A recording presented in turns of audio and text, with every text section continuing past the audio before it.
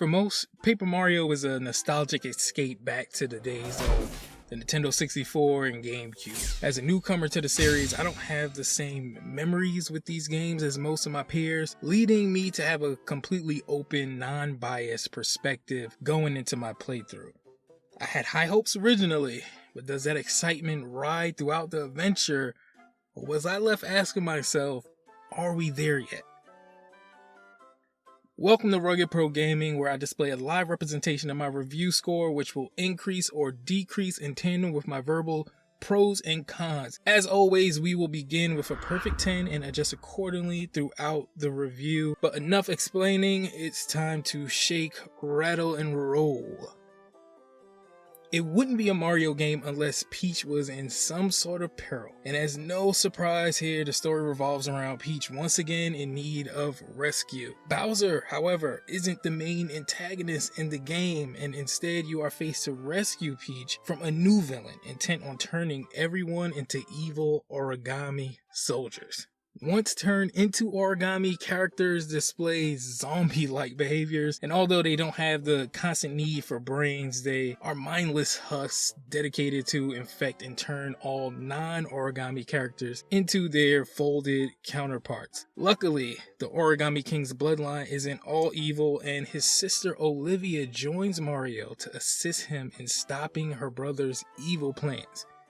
With Olivia by your side, the two of you travel around gathering new allies and destroying the colorful streamers that have encased Mushroom Castle in an effort to save Peach and the rest of the inhabitants that have been turned. The story isn't going to push any kind of boundaries in the slightest bit, obviously. Mario titles have never been known to tell the deepest, most intricate tales, and for that reason I can't justify knocking points off for a bare-bones story. Even though the story is bleak, Nintendo has always been precise in terms of visual presentation and design for their Mario titles, and the trend definitely continues here. Paper Mario is a beautifully cohesive experience that never dulls in terms of eye candy. There's a pleasant mixture of saturated color palettes as well as realistic details. The game offers different locations, all mostly distinctively different from the next, which keeps the game visually appealing all throughout. The colors are bright and pop, and the music is equally as colorful. Classic songs have been remixed, and also newly composed tunes fit right in. As my son played docked in the living room, I began to just close my eyes a little bit, and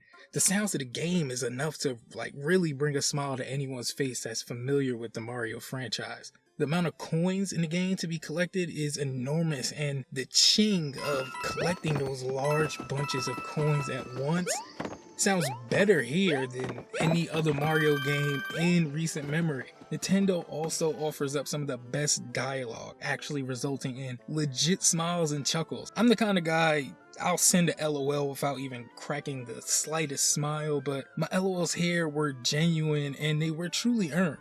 It's a testament to the true charm when it's at its best, and that charm is a huge factor for anyone that wants to sink hours into the game. The pleasantries and smiles that the game delivers is what is going to remain in the mind of gamers that enjoy their time. Where the game runs into its biggest issue, however, is that enjoyment. The fun factor of the gameplay just doesn't consistently hold up. The game is essentially one big puzzle. From the exploration to the battles to the story progression, you're moving from one puzzle to the next. This isn't necessarily a bad thing, especially for players that enjoy brain games. The issue with the gameplay is that it's paced very slowly and it's inconsistent. There's definitely moments in the game that strike at the perfect time to cure any pending fatigue, but those moments are few and far in between. There's a lot of monotony when trying to figure out exactly what the game is expecting of you, and although Olivia is only a button press away to offer tips on how to proceed, her advice is a coin flip between being extremely helpful or not helpful at all. And I'll be honest, I'll admit I'm not very good at most puzzles or riddles, and some of the slow-paced moments were my own fault. There was a specific moment in the game where I needed to jump off of a bridge to access a lower level, but the game never allows you to jump off cliffs otherwise, so I never really considered it an actual solution until I tried it after about 15 minutes of looking in the wrong direction. And the only tips Olivia really gave me was that we needed to get below, which I already knew. Even in times where the path to progress is clearly in sight, The game torments you by continuously pulling you further away right when you're near completion. I wouldn't have as much of a problem with that if I did actually enjoy the battle mechanics. The object of battle is to line enemies up on the board in a line of 4 or a group of 2x2s in order to get a damage multiplier and defeat the enemies in fewer turns, pretty much. In the beginning, I found that the battles were too simple. The puzzles of lining up enemies was obvious, but even still I found enjoyment in them. As the game progressed, I wanted more of a challenge, and as soon as I felt the need for a difficulty spike, the game delivered it. The combat felt fresh once again as I began to amass an inventory of, different boots, hammers, and items, but eventually I noticed again that the combat began to feel stale and there was no savior this time.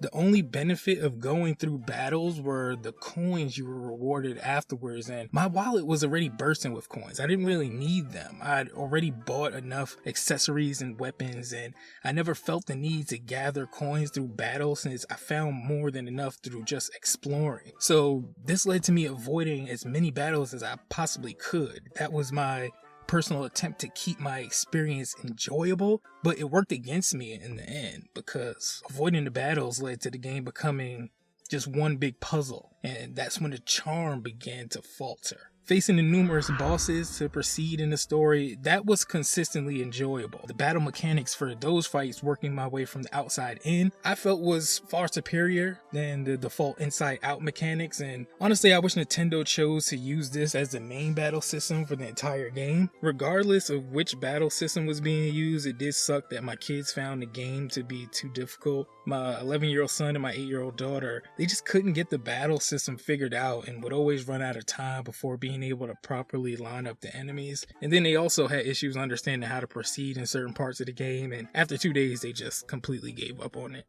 For players that take pride in getting 100% completion though, you'll find more than enough to keep your attention. There's an entire museum dedicated to hidden collectibles, waiting to be found. But by far the best objects to find are the toads that are littered all throughout the game world. The great thing about the toads is not only are they fun to find, but they also play a role in your battles.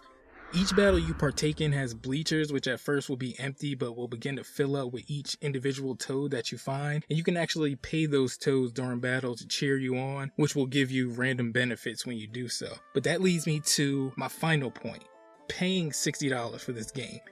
It isn't going to be justified for everyone. I can only recommend paying full price for the purest of fans who will spend their time completing everything the game has to offer. For what it is, the game succeeds. If you enjoy puzzling adventures that require some thinking, then you'll likely find yourself at home here. But for players that aren't familiar with the series, it's unlikely this is the entry that will ultimately win you over.